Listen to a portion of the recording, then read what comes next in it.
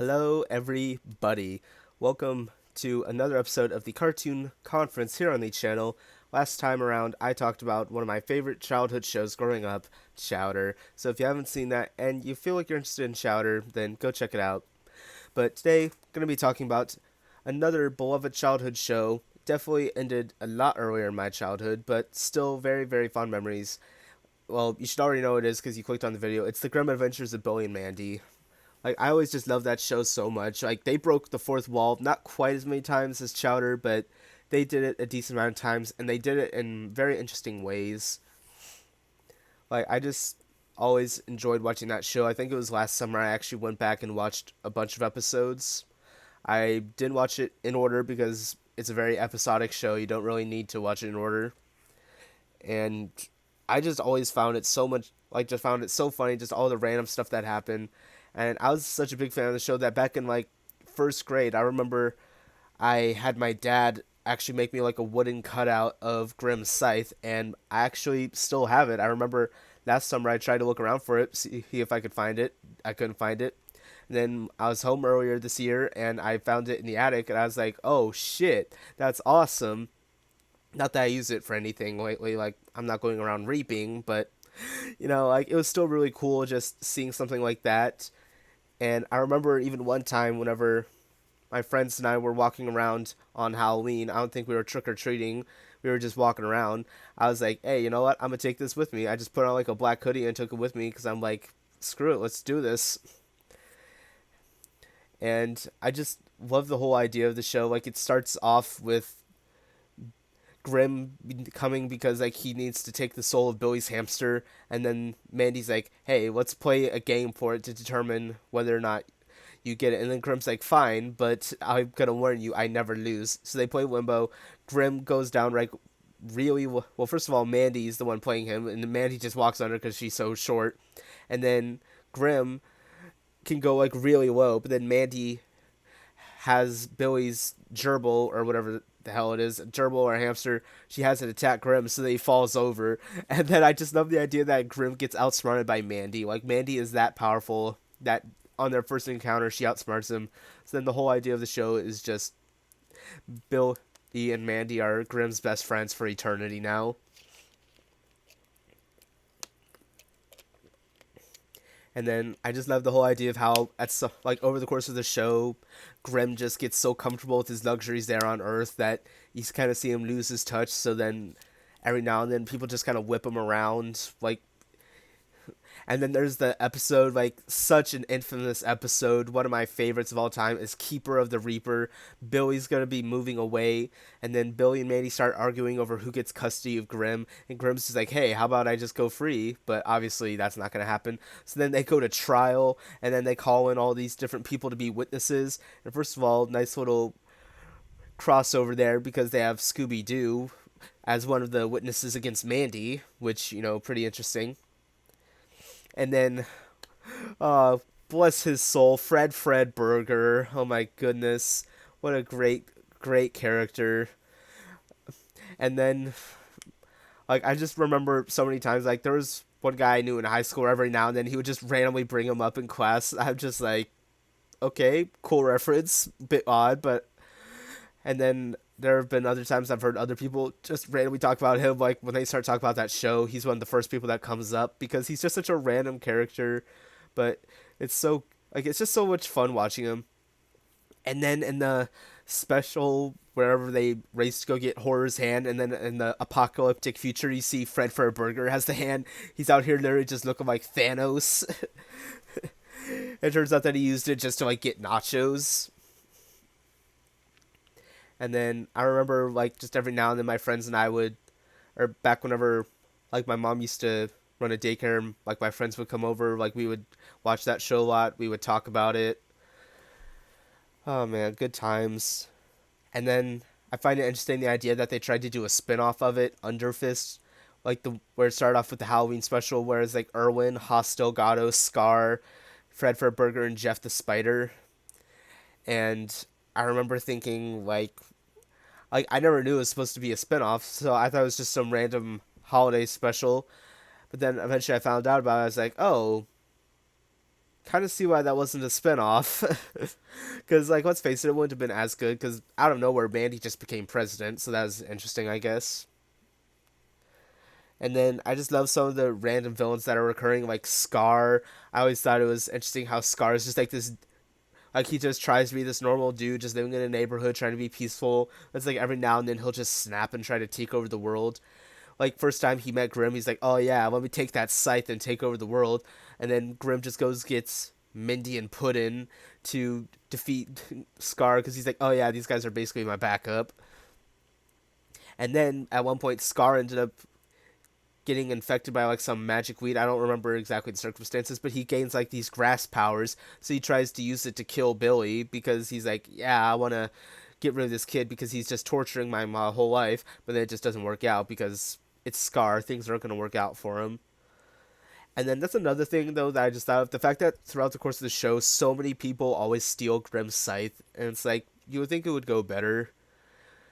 Like, and then there's the one episode that I always remember a lot is whenever Billy accidentally sold Irwin Grimm's scythe because Grimm had it in some golf clubs or with some golf clubs, and then Irwin just realizes it out of nowhere, and then he's like, "Yeah, I'm gonna use it to make Mandy fall in love with me," and then Irwin's just being a total douche about it, like he uses it to make Mandy fall in love with him. He like attacks Billy and Grimm with it. I'm just like, dude, I just want to like lay into Irwin. He's being such a douche about it.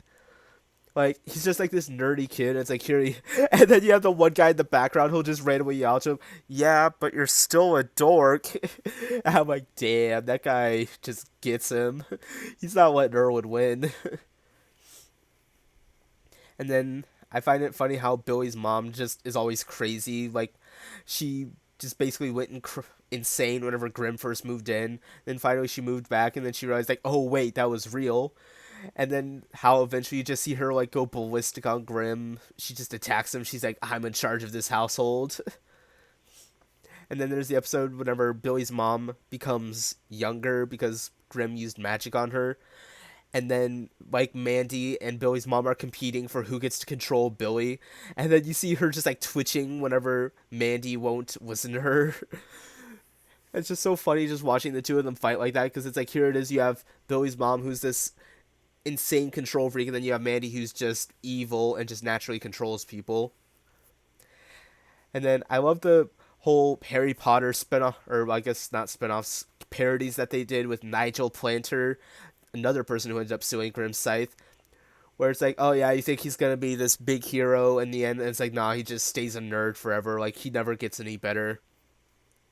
And then the final time we see him, he got kicked out, and he's like, "Oh yeah, I'm gonna take this scythe so I could go get revenge on them for making fun of me and kick me out." And it's like they go and get Lord Moldy Butt. They're like, "Oh hey, we need to go deal with this kid. Could you help us?" Because it turns out that guy's not even evil. And it's like, "Oh yeah, he was never even supposed to go to wizarding school." So it's just like, "Oh yeah, that whole past several episodes were just kind of a waste of time."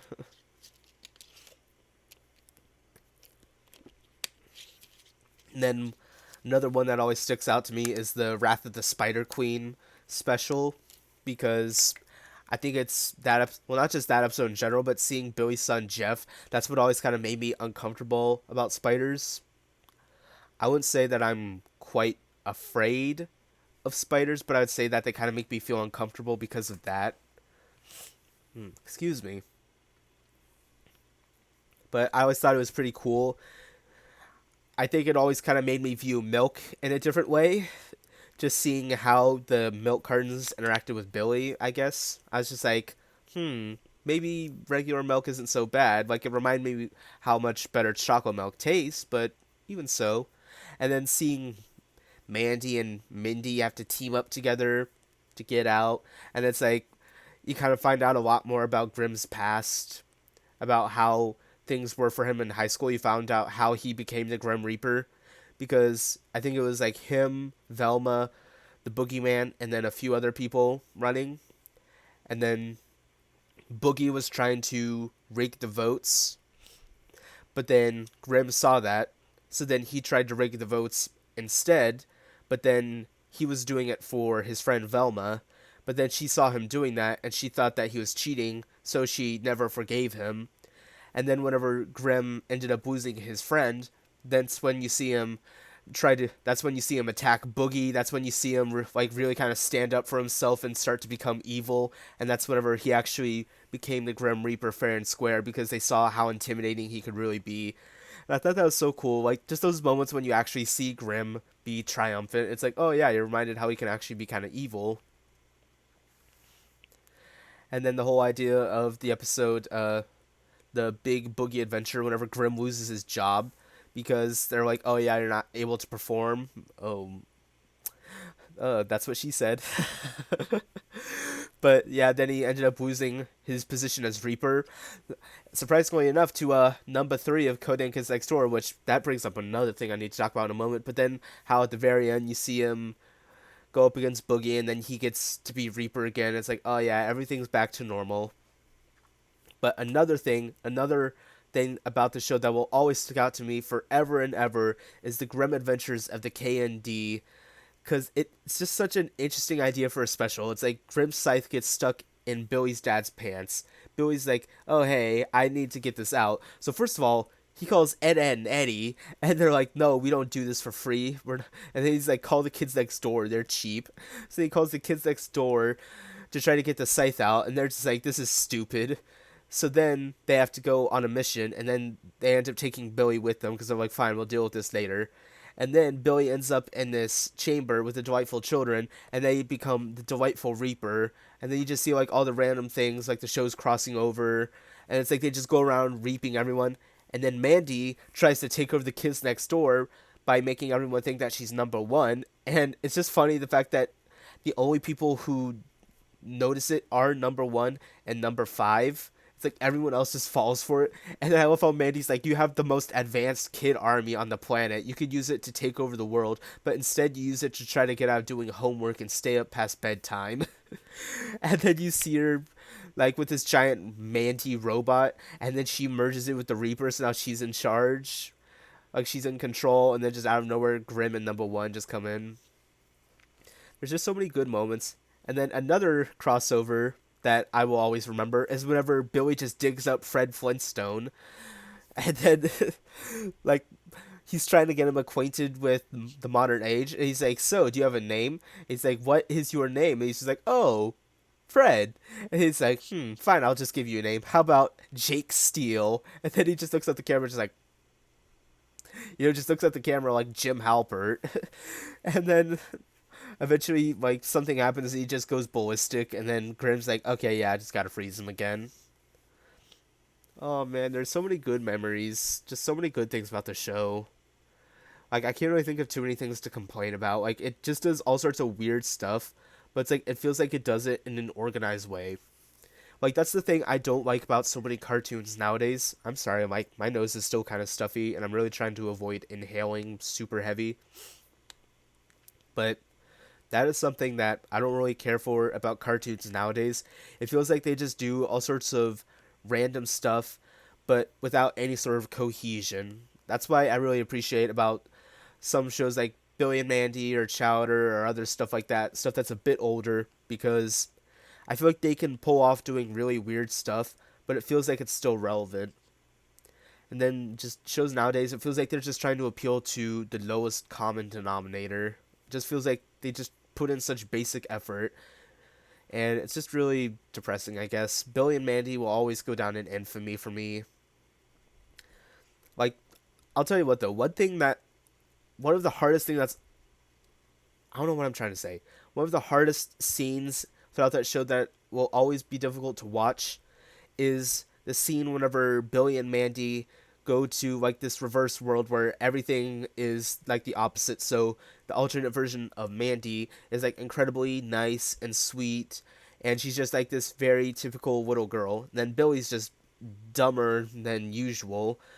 And then the scene where it's like you see the alternate Mandy, she's just like well, the regular Mandy is just like destroying the livelihood of the alternate Mandy. You see her just like ripping up all her dolls, all her stuffed unicorns, just like crushing her spirit, and like that just breaks my heart to watch because I'm like, you just have mere Mandy who's like this sweet, pure little girl, and it just everything about her is just being broken, and then she just snaps finally, like she just becomes like the regular Mandy. So it's like, oh shit, we got two Mandys now.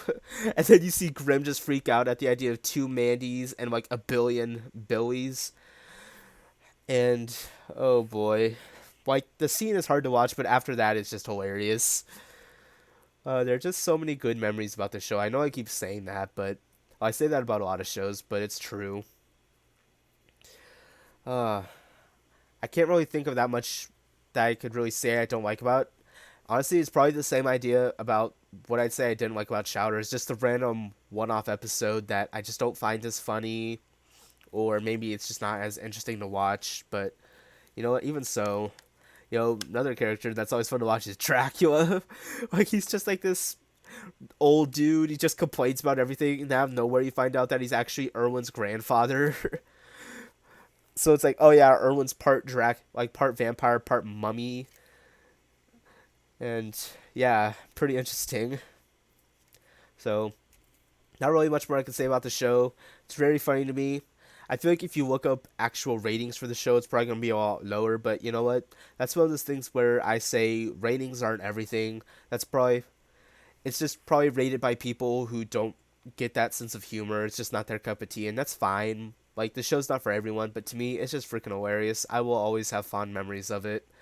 It will always have a special place in my heart, and I hope it has a special place in your heart too. So, yep, that's it. Wrapping things up here. Hope you enjoyed, and if you did, you hit that like button, subscribe if you're new, so you can see more videos.